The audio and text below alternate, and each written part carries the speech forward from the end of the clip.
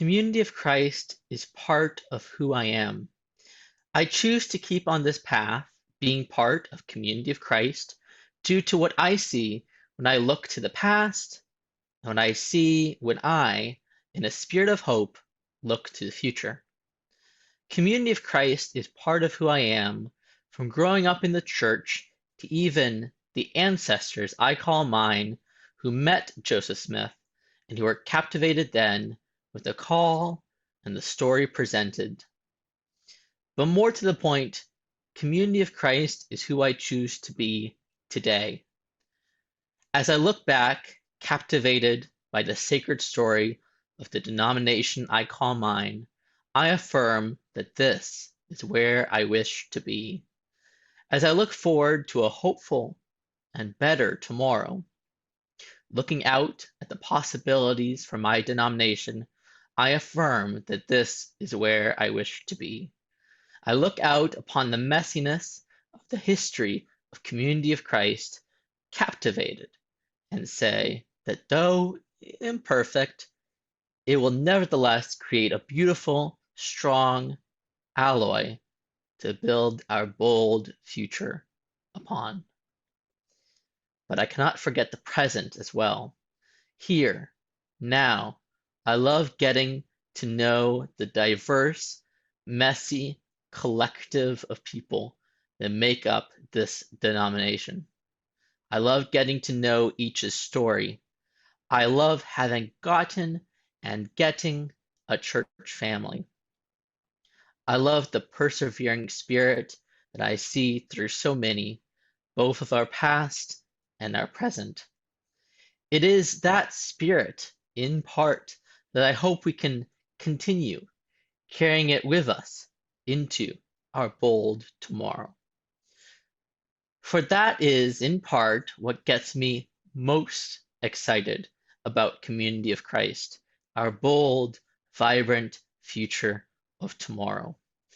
In Community of Christ, I see a community, a collective, daring, hoping for a better tomorrow, a peaceable kingdom, Zion, a kingdom of heaven here on earth. Each of that and all of that. Each of these calls, calls that have been used throughout our history, describing our vision and path, what we are striving for. Though it may not be the same for each of us, for me, without a doubt, these calls bring to mind clear visions. That the world may be a more just place, that the world may be a more welcoming place, that the world may be not only more just and more welcoming in some grand poetic fashion, but in real lived ways. That the world work to move forward in this way first, without needing to understand every iota of one before asking if and how one can help. For us to include and welcome and be one with people of color among us, those of any, all, or no genders among us, those of any, all, or no sexual, romantic identities and expressions among us, those of any and all ethnic backgrounds among us, and many more. For what is more important to me in my envisioning of Zion is not someone's status, especially not as granted by those in power, such as the state or those capitalism has elevated. No. What is more important to me is the recognition of each's humanity and value, the power of self-identification and self-determination, particularly when these are allowed to fall to the wayside by those in power.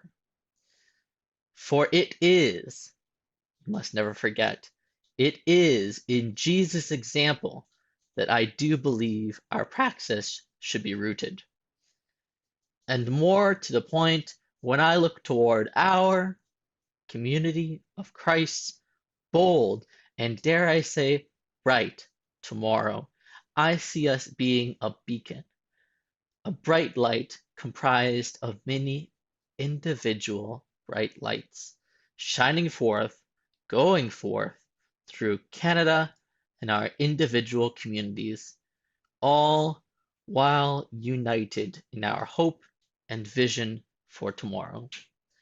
I see the community of Christ of tomorrow united in initiatives and working in tandem with the various peoples that make up our communities and country and land, asking if and how to help, and then working to make that vision a reality. For the glorious Zion, I believe, comes through the people, God's people, and God's people must work that power we are given. Without God, the people have no power, but without tools such as education, mutual aid, and imagination, the power is wasted. Onwards and forwards, not as soldiers, but organizers and activists for Zion. This I proclaim as my hope and prayer.